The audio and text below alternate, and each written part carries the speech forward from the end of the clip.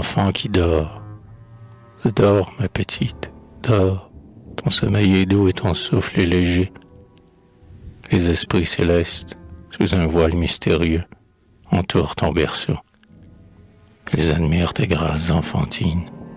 Ils contemplent ton innocence et rendent hommage à l'œuvre de Dieu. Ange sur la terre, tu respires leur haleine délicieuse qui te nourrit, plus pur que l'encens qui s'élève en tribu vers l'éternel séjour, pur comme ton cœur. Ta petite âme est sans inquiétude. Elle jouit dans sa perfection. Les frivolités bruyantes et les tristes dégoûts qui poursuivent le monde n'en troublent point le calme et l'affreux cauchemar qui fait naître une conscience agitée. Ne fatigue point tes sens assoupis. Demain, dès l'aube matinale, quand Flore se parera de ses plus vives couleurs, quand la fleur du parterre, parfumée des larmes de l'aurore, sourira à la nature, toi, tu souriras à ta mère.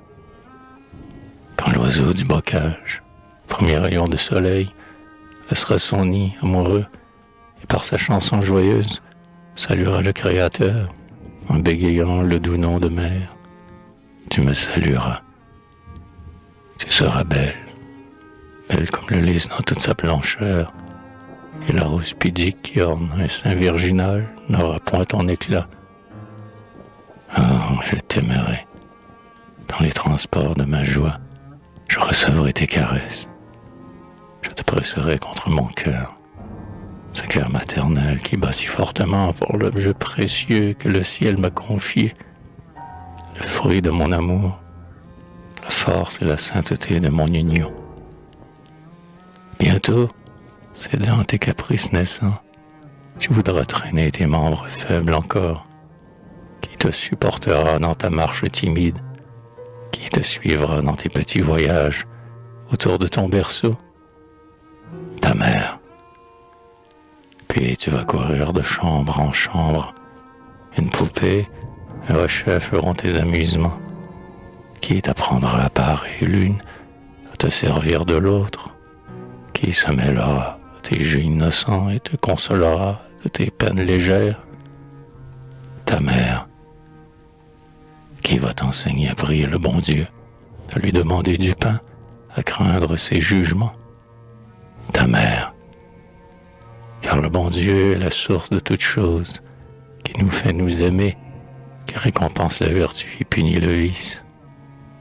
Qui formera tes jeunes idées, te parlera de l'étoile qui file, de la terre qui roule, t'instruira du bien, te défendra le mal? Ta mère. Quand, dans la prairie voisine, nous promenons sur le vert gazon, le ciel s'obscurcissant tout à coup fera gronder le tonnerre, en te voyant pâlir. Qui te dira « N'aie point peur, ma fille, je suis auprès de toi ». Ta mère. Quelques années seront à peu près les mêmes années. Mais à 15 ans, l'âge de l'amour, des grâces et des plaisirs, qui mettra sur ta tête une guirlande de fleurs? Qui sera fier de tes grands yeux bleus, de ta taille élégante, de ton succès au bal? Ta mère.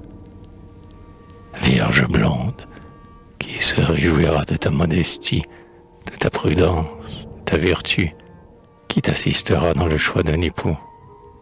Ta mère.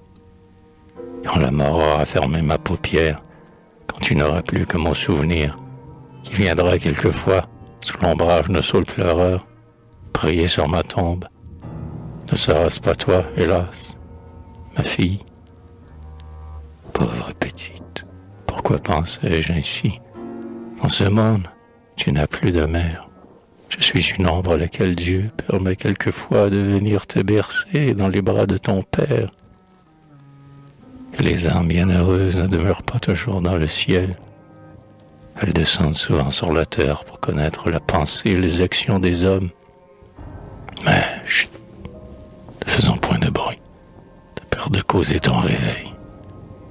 Aimable enfant, dors en paix. Et moi je remonte vers les célestes lambris pour demander à Dieu de te bénir encore.